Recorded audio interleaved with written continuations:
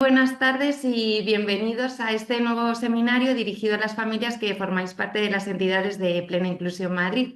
La Escuela de Familias es una iniciativa que se encuadra en el marco del Grupo de Conocimiento de Educación y que busca informar sobre los temas que vosotros nos habéis trasladado que son de vuestro interés y que nos habéis comunicado a través de los cuestionarios que os hacen llegar las propias entidades.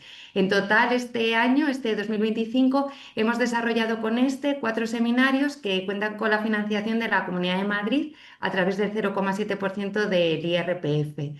Hoy presentamos el seminario Crecer con un hermano con discapacidad, que viene de la mano de Ángeles Ponce, aunque ya todos la conocéis.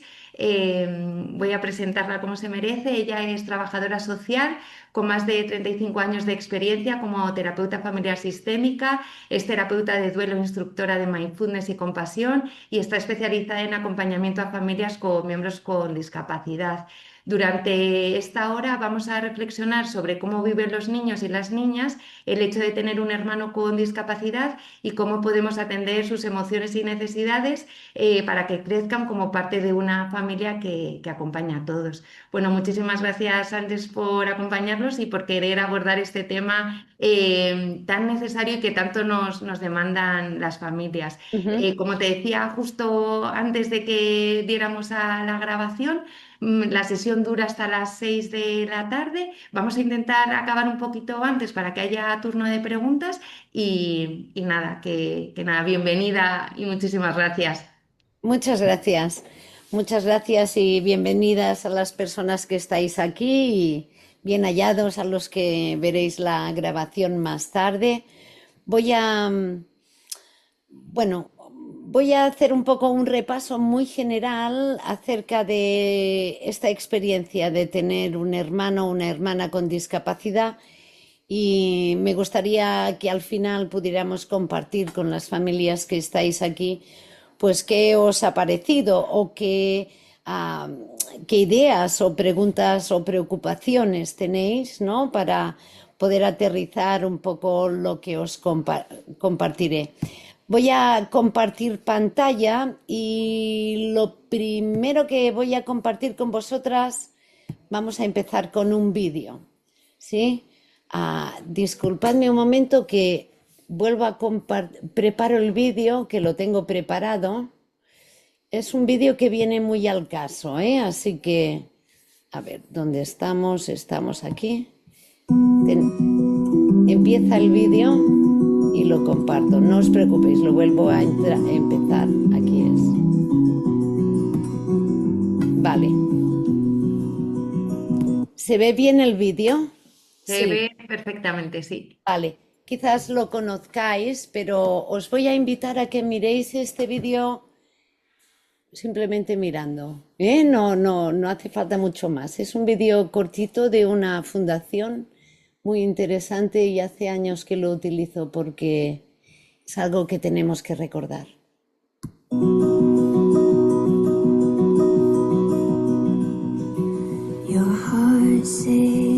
En este estudio, es un estudio en el que se invita a madres y a hijos a imitar lo que ven en la pantalla.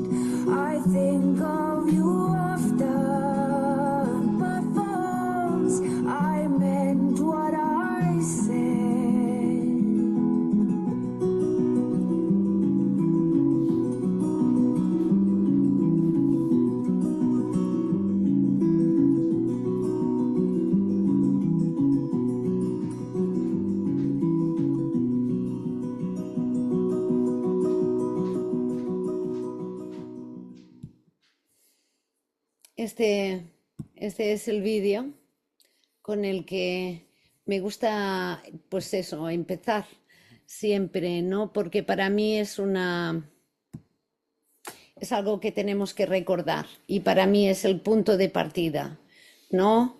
¿Habéis visto cómo las personas adultas ante la discapacidad reaccionamos de una manera distinta, ¿no? Y cómo los niños lo hacen de manera absolutamente natural.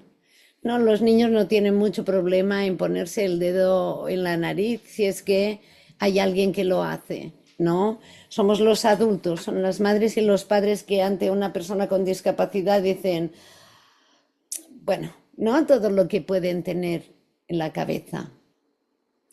Digo que es importante recordar esto porque la experiencia que tienen los hijos e hijas que no tienen discapacidad en la familia nunca va a ser la misma que la que tenemos como madres y como padres. ¿No? Es como, acuérdate siempre que tu punto de vista de persona adulta que ha tenido un hijo con discapacidad no tiene mucho que ver con la de crecer con un hermano con discapacidad. Porque a veces donde nos equivocamos es en proyectar que ¿no? Las preocupaciones que tenemos las madres es que lo tiene que estar pasando mal, porque yo lo estoy pasando mal, ¿no? Es que le debe afectar mucho, porque a mí me afecta mucho, ¿no? Los ojos de los niños y las niñas, los ojos de los hermanos y las hermanas son distintos a las que tenemos como madres o padres. Y esto es algo que tienes que recordar para no proyectar tus emociones, ¿no? Tus miedos, tus culpas, tus tantas cosas, ¿no? ¿Por qué no? Tus hijos lo ven distinto. Este es el punto de partida. Y dicho esto, voy a continuar avanzando un poco más a partir de esta presentación, que no amplío para... no, creo que la puedo ampliar. Si en algún momento no se ve, ya me diréis, ¿vale? Creo que se ve Se perfectamente ve lo que... perfecta, sí. Gracias. Bueno, hemos visto el vídeo, ¿no? Y sí, yo llevo mucho tiempo trabajando con hermanos, ¿no? O sea, niños, adolescentes, jóvenes también, ¿no? Y lo cierto es que ya dijimos lo más importante, la visión de un hermano es distinta a la que tiene una madre o un padre, pero tienen algo en común, que es una vivencia absolutamente personal, es distinta en cada persona. En el caso de los niños y las niñas, de los hermanos, es una relación que va a ir cambiando con el tiempo, es dinámica, nunca es lo mismo, ¿no? No, esto lo vais a ver a lo largo de este rato que compartiremos, pero lo cierto es que a medida que el niño va creciendo, va cambiando su mirada también acerca de lo que es tener un hermano con discapacidad. Va cambiando a la vez que va cambiando su comprensión del mundo que le rodea, de lo que es la discapacidad, de lo que significa, ¿no? Es como se va, a medida que van creciendo, van teniendo una comprensión más amplia, si tú quieres, de lo que es tener un hermano con discapacidad. Por tanto, no es ni mucho menos algo estático, lo cual es una buena noticia, ¿no? Y para mí es una buena orientación, ¿no? Porque es importante comprender que un niño de 5 años con un hermano con discapacidad tiene unas preocupaciones distintas a un hermano de 12. Es distinto, ¿vale? Y esto que os cuento, ¿no? Va a evolucionar. Y esto hace que, ¿qué es tener un hermano con discapacidad? Pues el resumen sería que a veces es bueno y a veces no tanto, ¿no? A veces es difícil, muy difícil, y a veces pues está bastante bien, ¿no? Va cambiando, ¿no? Y tiene sus cosas buenas y más complicadas y así es. En general, en los estudios no se ven evidencias de que por tener un hermano con necesidades educativas especiales, pues ese hecho de per se sea traumático para los hermanos o las hermanas. Luego entraríamos en casos determinados que quizás nombraré. Yo empecé a trabajar con hermanos y hermanas debido a las preocupaciones de las madres y los padres, ¿no? En general también compartimos unas preocupaciones como madres y padres, ¿no? Ah, por un lado, ¿qué nos preocupa? A veces las madres me lo preguntan así, ¿no? Es que no sé hasta qué punto ha aceptado la discapacidad de su hermano, ¿no? De hecho, no se tiene muy claro tampoco hasta dónde le tengo que explicar para ayudarle a aceptar, ¿no? Esto es algo muy complejo, ¿no? Las madres y los padres muchas veces se preguntan cómo les afecta, ¿no? A nivel emocional, ¿no? Porque quizás ahora mi hijo con 12 años, mi hija con 12 años, parece que tiene vergüenza, ¿no? Y me da miedo que haya dejado de querer a su hermano con discapacidad porque ahora no quiere que, no sé, que compartamos espacios con él, ¿no? Si vamos a la escuela, no hace falta que le traigas, ¿no? Y esto preocupa, ¿no? Y otra preocupación de las madres y los padres es cómo gestionar los conflictos entre hermanos, porque los hay, ¿no? Los hermanos se pelean, tengan discapacidad o no, se pelean, tienen celos, hay uno que necesita más tiempo que otro, ¿no? Y a las familias les preocupa en especial eso, cómo afecta a la dinámica familiar. Y naturalmente a las madres y padres les preocupa el futuro.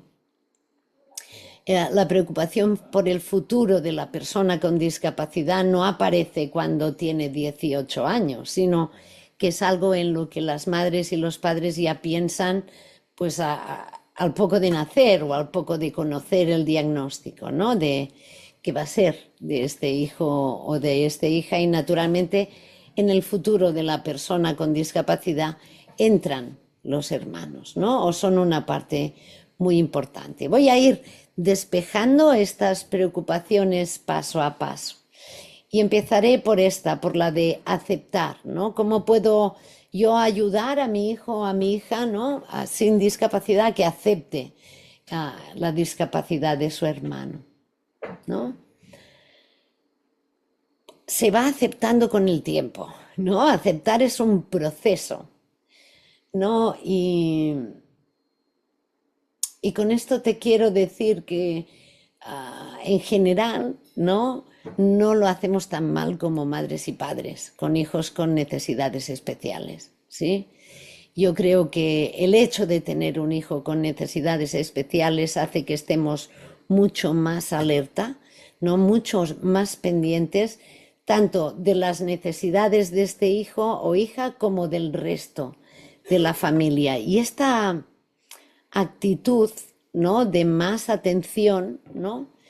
Es lo que de alguna manera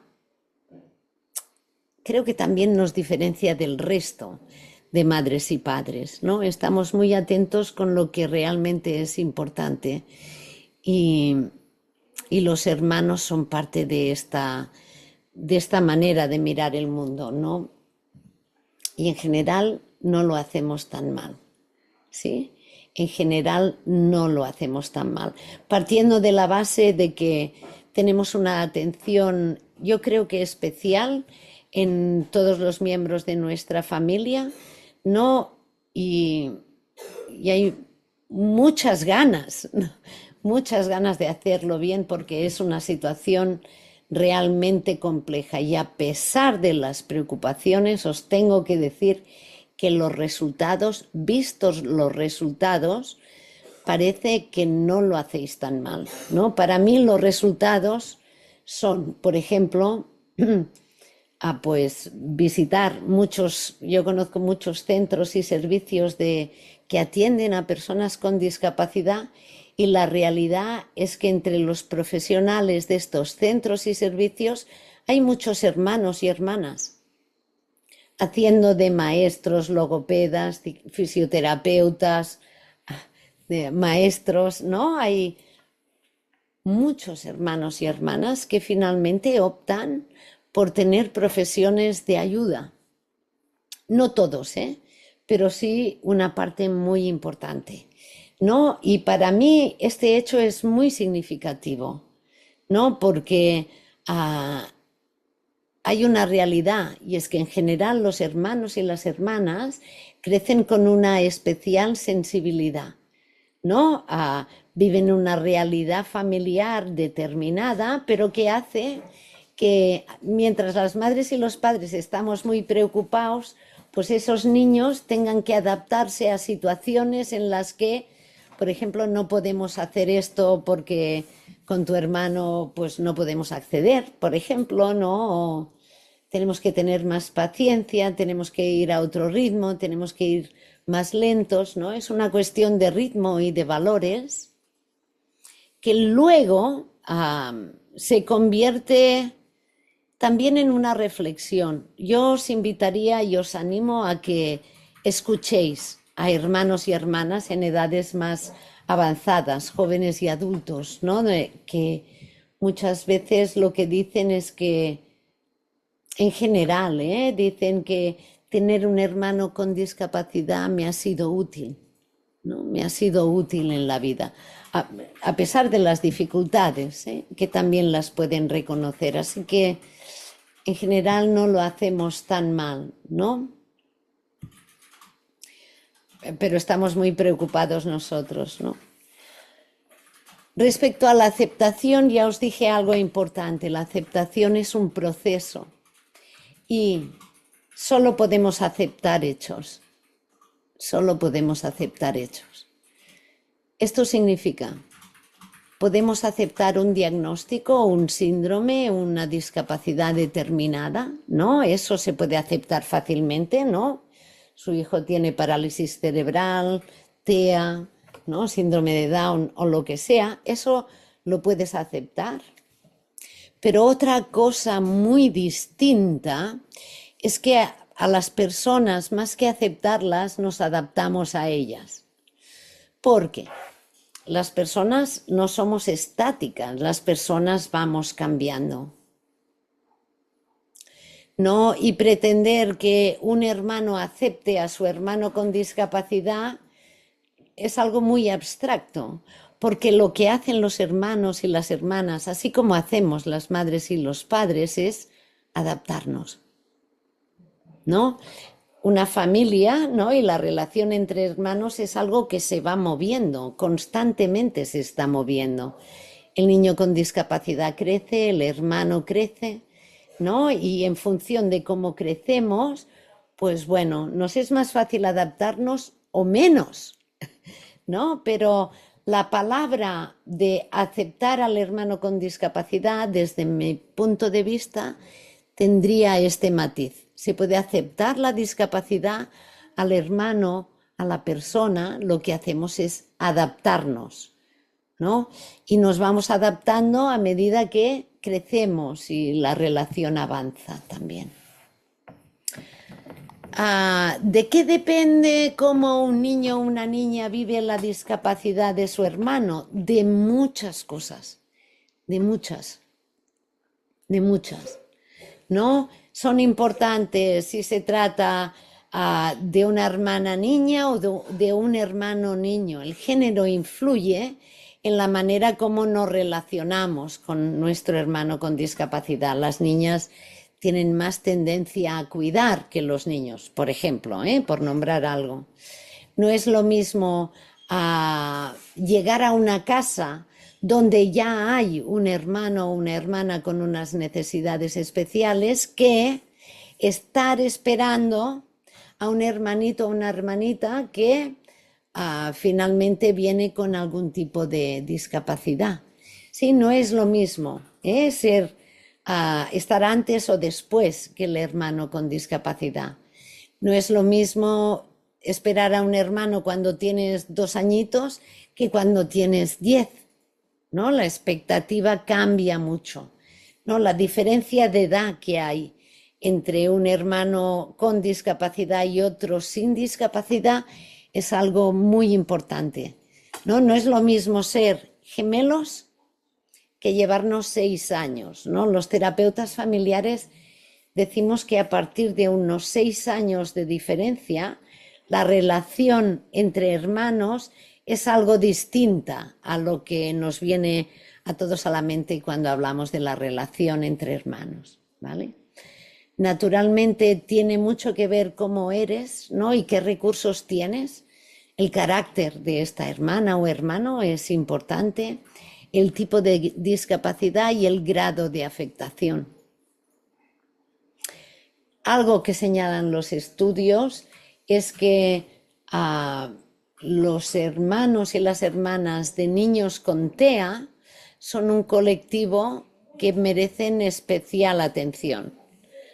Y uno de los motivos es cómo se puede llegar a entender algo, ¿no? No es lo mismo para un niño comprender una parálisis cerebral porque se ve, ¿no? La parálisis cerebral es algo se pueden ver los efectos, ¿no? Mi hermano no puede caminar, no puede vocalizar, no puede una serie de cosas y puedo ver, usa la silla de ruedas.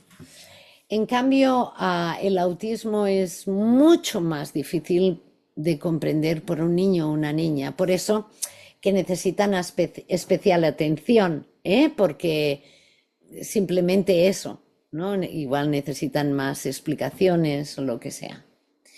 Y luego otras cosas relacionadas con la dinámica familiar, con lo que pasa en casa, con la cultura, con los apoyos, con la red de apoyo que tenga la familia, eso también influye.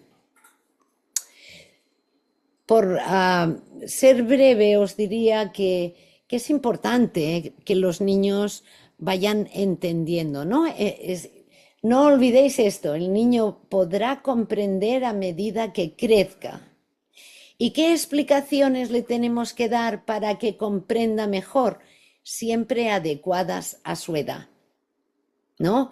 Un niño de 5 años no necesita saber todo lo que implica un diagnóstico determinado, sea el que sea. Lo más fácil es estar al lado de los niños respondiendo sus preguntas a medida que van apareciendo. A veces sus preguntas probablemente hagan que se encoja tu corazón y verás como madre o como padre que igual no tienes una respuesta muy clara. No, pero siempre es más recomendable decir la verdad. Teniendo en cuenta que no lo sé, es una buena respuesta. Por ejemplo, un niño puede preguntar, ¿y mi hermana un día llegará a caminar? ¿No?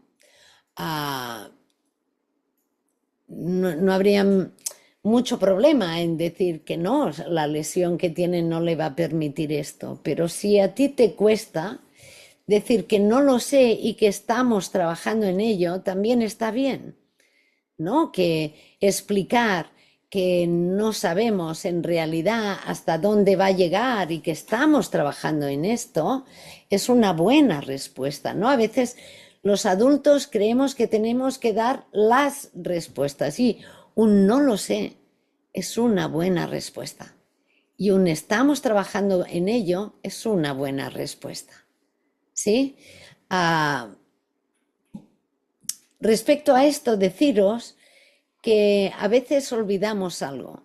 Como son pequeñitos los niños, muchas veces, ¿no? Vamos por el mundo con ellos y hablamos con alguien y no nos acordamos que están ahí presentes, ¿no? Y alguien nos pregunta, ay, ¿qué tal? ¿Cómo está tu hijo con discapacidad? Y tú empiezas a contar lo que sea. Muchas veces no te das cuenta que el hermano y la hermana está escuchando. Y de ahí también pillan explicaciones, ¿no? De ahí también extraen una manera de comprender. Así que cuidado con lo que decimos, que están ahí y nos están mirando. Respecto a las emociones, a lo que se siente cuando se tiene un hermano o una hermana con discapacidad, es variado. Y vuestros hijos, los hermanos y las hermanas, lo van a sentir todo. Van a sentir celos, van a sentir orgullo, van a sentir culpa, alegría, vergüenza, ira, miedo, todo, todo. Lo que pasa que a medida que se desarrollan, habrá épocas en que quizás te des cuenta que habrá una emoción que quizás predomina más que en otra, ¿no? En los niños pequeños se ve bastante el orgullo, la alegría, ¿no? ¿no? El celebrar y el señalar lo que consigue mi hermano con discapacidad, eso es muy evidente, ¿no? En cambio, en los adolescentes empieza a aparecer pues la vergüenza, por ejemplo, ¿no? Y también vas a poder ver la culpa, ¿no? Cuando a medida que crecen, ¿no? Pero en los pequeños puedes ver el miedo en qué le pueda pasar a él o si me puede pasar a mí, ¿no? Algo así. O también el enfado, ¿no? Y recordad que en las personas humanas conviven toda esta variedad de emociones y que es normal y que incluso a veces son como contradictorias, ¿no? Uno puede sentir orgullo, ¿no? Pero a la vez puede enfadarse mucho. No, de hecho, nos enfadamos mucho con gente a la que queremos mucho, ¿no? Y no es que siempre estemos queriendo o siempre estemos enfadados, es que alternamos, ¿no? Entre estas distintas emociones, ¿no? Y todas están bien. No hay emociones positivas o negativas, no hay emociones que es mejor que no sintamos, ¿no? Eso es absurdo, ¿no? Las emociones son útiles y nos cuentan cosas, nos cuentan acerca de cómo nos sentimos respecto a algo y es lícito que sentamos de todo, ¿no? Cosas agradables y desagradables. Y señalo esto porque lo más importante que podemos hacer como madres y padres ante nuestros hijos sin discapacidad es justamente abrir la puerta a toda esta variedad de emociones, ¿no? Y a dar permiso a que los hermanos nos cuenten cómo se sienten. Y ya de bien pequeñitos, ¿no? Y eso lo conseguimos validando cómo te sientes. Es importante que los hermanos puedan contar que a veces me da rabia, ¿no? Cómo actúa mi hermano con discapacidad o que siento vergüenza, ¿no? Es muy importante. ¿Y cómo conseguimos eso? No poniendo caras raras, no modificando, no cambiando, no diciendo, no puedes sentir eso. ¿No? Sino diciendo, entiendo que te sientas así, ¿no? Hablemos de esto. Cuando los hermanos ven que tú validas su emoción, ¿no? Pueden compartirla contigo, ¿no? Y es importante que recordéis esto en emociones que tenemos, que están en el cajón de las emociones conocidas como negativas, desagradables, como son la vergüenza, la culpa, el enfado, la tristeza, ¿no? Son oscuras, intentamos salir de ahí. No. Nosotros también como madres y padres sentimos todo eso y es interesante que lo compartamos, ¿no? Que podamos compartir con total normalidad, pues que hoy estoy muy cansada o que hoy me siento triste o que esto me hace enfadar, ¿no? Porque cuando tú como persona adulta estás verbalizando y compartiendo una emoción, estás educando emocionalmente a tus hijos. No les estás diciendo aquí de las emociones se puede hablar y no pasa nada, ¿vale? De hecho, deberíamos empezar nosotros a regular nuestras emociones antes de ir a dar consejos a los hermanos, hermanas, cómo hacerlo. Porque, y acuérdate de esto, nuestros hijos nos están mirando y aprenden más acerca de cómo nos comportamos más que lo que decimos. Los niños nos pillan cuando somos incoherentes, ¿no? Decirles que no griten, gritando es una incoherencia y un niño te lo va a decir, te va a decir, pero me estás gritando, ¿no? Así que desde mi punto de vista, los niños necesitan a madres y padres que puedan estar, ¿no? Con estas emociones, ¿no? Y que sientan que no está mal estar triste, que no está mal estar cansado, no está mal estar enfadado, para que podamos transmitir esto de manera coherente y de verdad. Y cuando yo puedo estar con todo esto, puedo sostener las emociones de mis hijos o de mis hijas, ¿no? De alguna manera es esto.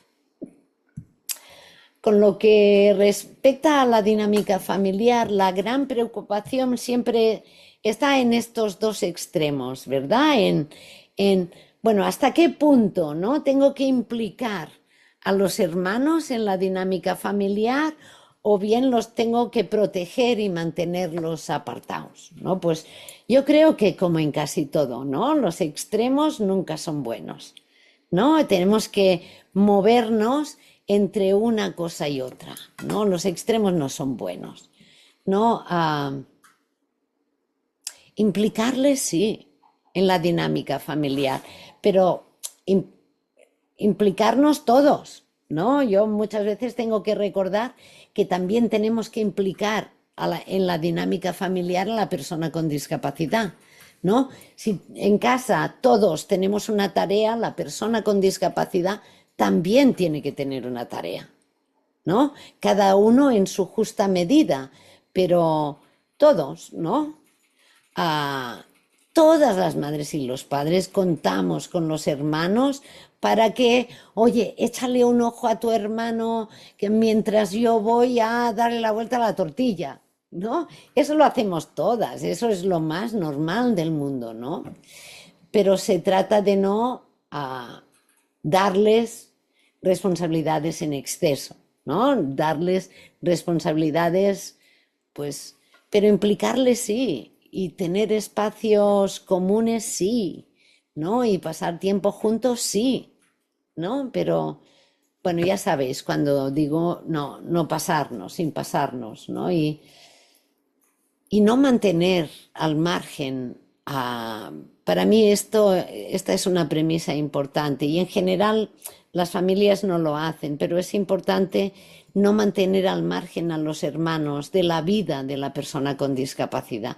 Y a veces si hacemos eso como madres o padres, lo hacemos con buena intención, para que no se preocupen, para que no sufran, no se lo contamos todo, ¿no? Que tenga su vida, ¿no? Pero el extremo sería apartarles, ¿no? Y eso no encaja muy bien, porque en general los hermanos quieren saber y está bien compartir espacios juntos, aunque los hermanos también agradecen tiempos exclusivos, ¿no? De ellos con mamá y con papá, sin el hermano con discapacidad, ¿no? Pero sí, implicados sí, ¿no? Hay para mí otra cosa importante a recordar y es la flexibilidad. Las madres y los padres, ¿no? Partimos de la idea de darles a los hijos, ¿no? A partes iguales, ¿no? De igualdad, ¿no? Tenemos la idea de igualdad, de normalidad, todos mis hijos son iguales, ¿no? A todos les quiero por igual. Bueno, esto solo es una idea. Esto es una idea que yo te invito a que cambies esta idea. La idea se trata de todos los hijos son distintos y todos los hijos, tengan o no discapacidad, necesitan cosas distintas.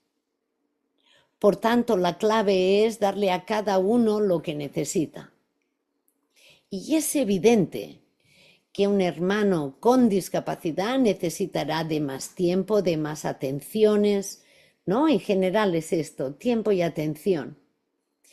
Y esto un hermano sin discapacidad puede comprenderlo, ¿no? Siempre que tenga su parte, ¿no? Este hermano va a necesitar menos atención y menos tiempo, pero siempre que lo reciba podrá comprender que el otro necesita más. Esto no quiere decir que no te desafíe en algún momento, ¿no? Y te diga, hombre, pues si le bañas a él, báñame a mí también, ¿no? Porque yo también quiero eso.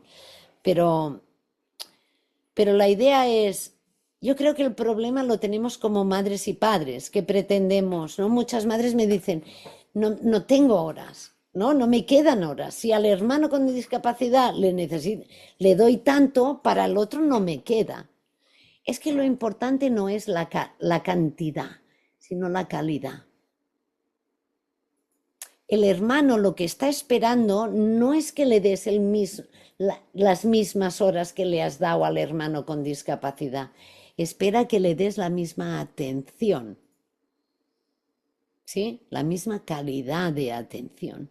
¿Comprendes? Entonces, quédate con esto. No tienes que ser equitativa con la cantidad de horas que le dedicas a uno y a otro.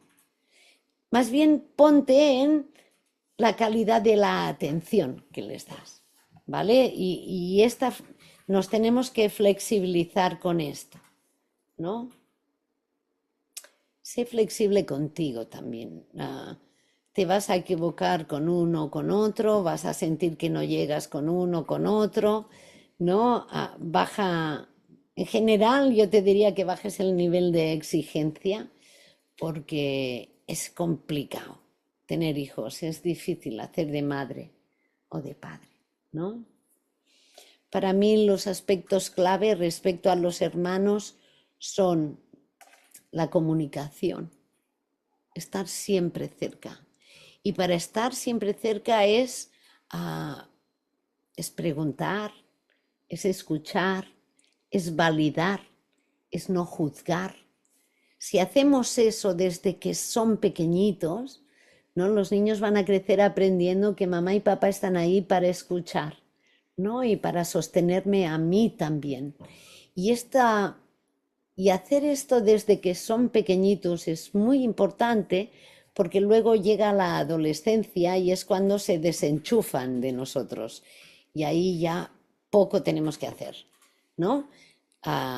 Yo siempre digo que es antes de la adolescencia que trabajamos o que tenemos que trabajar para cultivar, ¿no? Ese terreno, porque luego ya en la adolescencia ya no es momento de cultivar, sino de estar ahí también, ¿no? Pero no es el momento de empezar a tejer lazos, ¿eh? El trabajo es antes.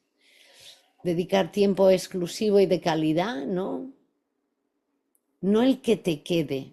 Una vez esto me lo contó un padre y me parece una buena fórmula, ¿no? Se trata de no darle a los hermanos el tiempo que te sobra, sino lo mismo que te tienes que programar con la persona con discapacidad porque tienes que llevarle a terapias, al médico, ¿no? Tiene unas rutinas, algo muy establecido, pues tener alguna rutina también con el hermano o la hermana, ¿no? Que muchas veces es la hora del cuento, es la hora del baño, yo conozco a familias que van a buscarle al cole para comer juntos y solos, por ejemplo, ¿no? Es un tiempo exclusivo dentro de las rutinas que tenéis en casa, ¿no? Lo que os dije al principio, ¿no? Darle información, pero adecuada a su edad, ¿no? Y para mí el resumen es que lo que más necesitan las hermanas y los hermanos es que les veas. Que les veas y que les transmitas que ellos también son importantes para ti, ¿no? Como madre, como padre. Bueno, del futuro, deciros que el futuro lo construyes hoy. que ya sé que estáis muy preocupadas por el futuro de vuestro hijo con discapacidad. Quizás os habéis empezado a plantear, ¿no?, el papel que va a tener el hermano, la hermana. Y no hace falta que eso lo pienses mucho, porque lo estás construyendo ahora, ¿no? Con tu actuación. Es decir, si tenéis niñas y niños pequeños, desde ya están aprendiendo a que su hermano o su hermana con discapacidad es alguien importante en esta familia y no van a cambiar de idea por más que crezcan. Esto es, os digo esto porque a veces hay familias que dicen, no, no, yo el futuro, pero no quiero que se preocupen, no quiero, no, porque como madres y padres sabemos lo difícil que es y no queremos que, ¿no?, que de alguna manera tenga la carga de ocuparse del hermano con discapacidad. Pues ya que hablo de hermanos, os voy a contar que hay muchas hermanas y hermanos que dicen, mi hermano no es una carga, mi hermano es mi hermano. Ya está. Con esto está más que dicho. ¿Sí? Y si os parece, podemos ir con... Nos quedan unos 10 minutos en el que, si os parece, podemos compartir esto. Si tenéis, si queréis matizar algo, si os ha quedado alguna duda o hablamos. ¿Mm? Muchas gracias, Ángeles. Yo creo que has sido muy clara y has puesto en palabras los pensamientos de muchas madres y padres que nos estarán acompañando esta tarde. Yo, como dice Ángeles, os invito bien a levantar la mano para que os podamos abrir el micrófono o bien que a través del chat podáis compartir pues vuestras preocupaciones, porque pues eso me parece un momento único para que las podamos ir resolviendo. Así que nada, lo dicho, por aquí veo una mano levantada. No, alguien la ha bajado, pero bueno, si la levantáis, mira aquí, Susana, voy a abrirte el micrófono, Susana. Ya puedes hablar si quieres. Tienes el micro silenciado. Ahora, Hola, Susana.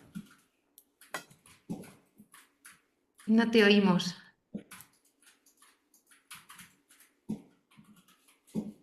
Mientras Susana vemos si puede activar su micro, te voy a leer una preguntita que nos hace Marcela. Ahora, Ay, ahora sí. Venga, fenomenal, Susana. ahora está, ya está. Hola. Sí, buenas, ¿qué tal?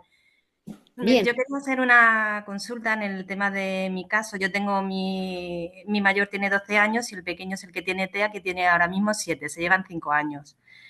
Entonces, la actitud de mi hija siempre ha sido, o sea, indiferencia, mi indiferencia, pero como si no existiera, o sea, como si nunca, como si no tuviera hermano. O sea, hasta el punto de que, bueno, el padre y yo nos separamos hace ya 2 o 3 años. Pues decimos que la peque está un poco triste, la llevamos a la psicóloga, tuvo una sesión con la psicóloga y cuando salió nos comentó la psicóloga, pues mira, yo veo a tu hija muy bien, ella está muy bien estructurada, sabe lo que tiene, no tiene ningún problema. Y le comento, bueno, es que el hermano, y me dice, ¿qué hermano? O sea, no le había hablado a la psicóloga en toda la hora del hermano.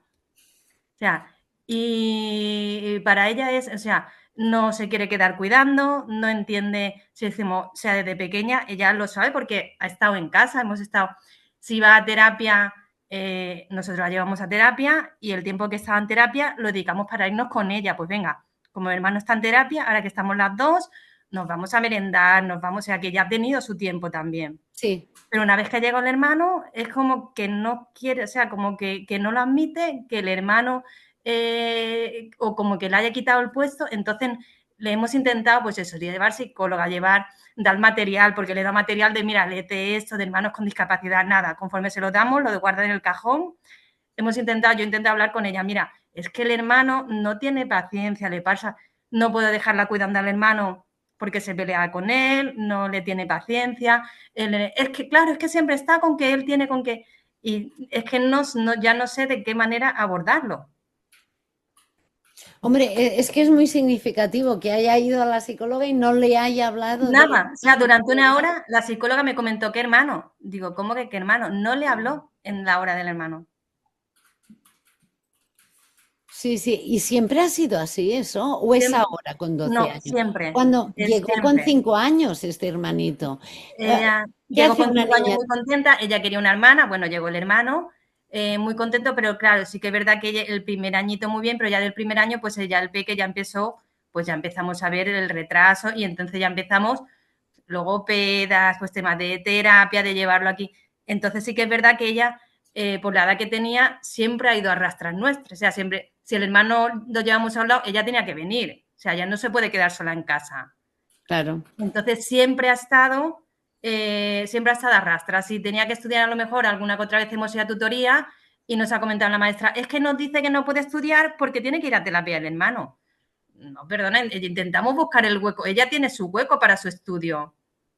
O sea, es como si él tuviese la culpa de que ella no pudiese estudiar o de que fuera rastra o de que no tuviera su tiempo. Y ella tenía su tiempo, nosotros hemos dedicado el mismo a ella, que el mismo le dedica al hermano, y es más, a ver si hay comidas y huecos libres, lo dedicamos para estar con ellas solas, pero yo no sé si es porque como vino de segunda y está la primera, pues no quiere aceptarlo. Sí, decir el por qué el por qué es muy...